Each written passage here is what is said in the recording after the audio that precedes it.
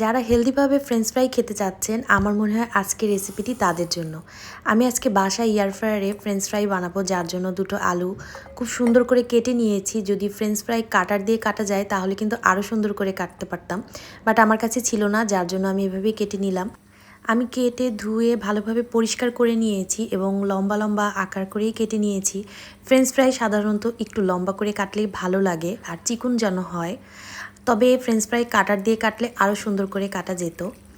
তারপরে আমি এর ভিতরে দিয়ে দিচ্ছি পরিমাণ মতো পানি আর দিয়ে দিলাম 1 টেবিল চামচের মতো লবণ।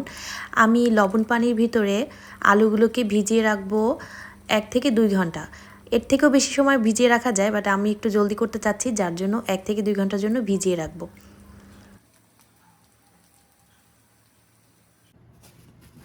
2 ঘন্টা পর পানিগুলোকে ফেলে দিয়ে আমি একটা টিস্যু দিয়ে খুব ভালোভাবে আলুগুলোকে মুছে নিব, যাতে আলুর গায়ে কোনো পানি না থাকে। যতটা শুকনোভাবে মুছে নেওয়া যায় ঠিক সেভাবেই করতে হবে। আমি খুব ভালোভাবে মুছে নেওয়ার চেষ্টা করছি। তারপরে এর ভিতরে দিয়ে দিব আমি কর্নফ্লাওয়ার। আমি এখানে 2 টেবিল চামচের মতো কর্নফ্লাওয়ার, তারপরে দিয়ে দিব হচ্ছে লাল মরিচের গুঁড়া।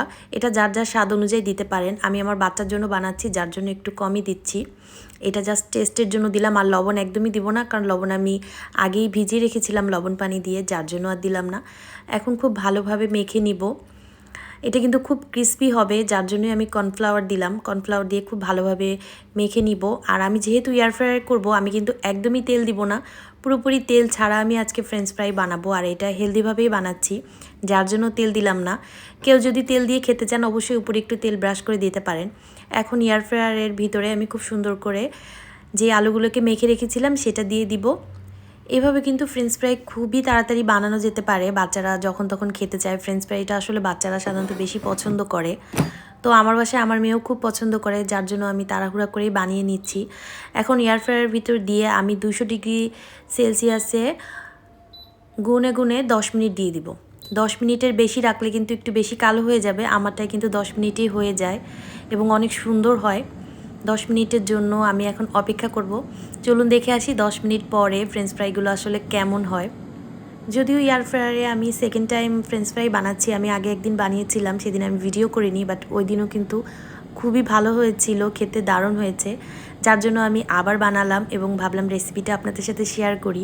এত অল্প টাইমে ফ্রেঞ্চ ফ্রাই হয়ে যায়। আসলে তেলে ভাজলে কিন্তু অনেকগুলো তেল যায়, তারপরে তো কষ্ট তো আছেই, আর ফ্রেঞ্চ ফ্রাই এভাবে বানালেই বেশি ভালো লাগে। সাউন্ড শুনে তো বুঝতেই পারছেন কতটা কুড়মুড়ে হয়েছে। আমি এখন একটু চাট মশলা দিয়ে দিচ্ছি, এটা না দিলেও হবে, বাট আমার কাছে ভালো লাগে, যার জন্য আমি একটু চাট মশলা দিয়ে দিলাম।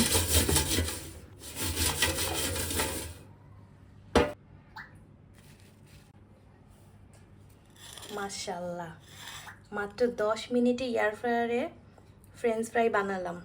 আমার এয়ার ফ্রায়ার কেনা সার্থক, তাই নাই না?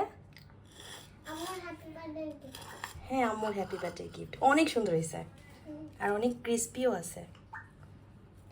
আরও কিছুক্ষণ রাখলে একটু কালো কালো হয়ে যেত, বাট এইটাই সুন্দর। কিন্তু এয়ার ফ্রায়ারে অনেক সুন্দর হয়েছে। তাই না? তোমার ফ্রেঞ্চ ফ্রাই কেমন হয়েছে? অনেক কেমন। খাও, একটা খেয়ে দেখো।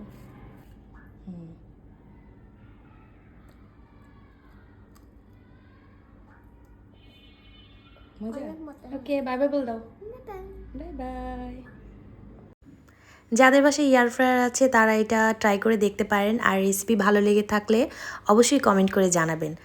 আমি সবসময় চেষ্টা করি খুব সিম্পলভাবে রেসিপি আপনাদের সাথে শেয়ার করার। আশা করছি আমার রেসিপিগুলো আপনাদের সবার কাছে খুব ভালো লাগে। আল্লাহ হাফেজ।